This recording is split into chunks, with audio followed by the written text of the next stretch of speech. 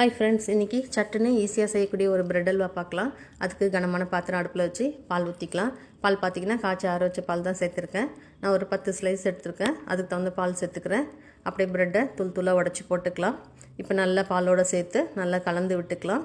நல்லா கலந்ததுக்கப்புறம் நம்ம தேவையான சர்க்கரை சேர்த்துக்கலாம். நான் 10 ஸ்லைஸ் எடுத்ததுனால அதுக்கு தகுந்த சுகர் சேர்த்துக்கிறேன்.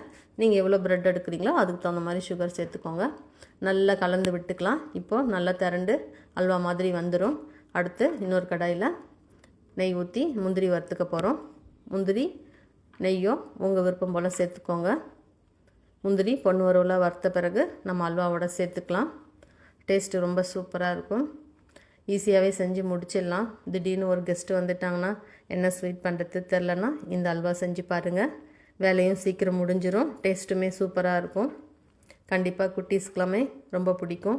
அடிக்கடி செஞ்சு கொடுன்னு கேட்பாங்க. இப்போ முந்திரி வறுத்து அல்வாவோட கலந்தாச்சு.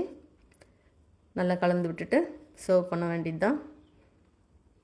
சட்டுன்னு ரெடி ஆகிடும். இந்த வீடியோ உங்களுக்கு பிடிச்சிருந்தால் லைக் பண்ணுங்கள், சப்ஸ்கிரைப் பண்ணுங்கள். தேங்க்யூ.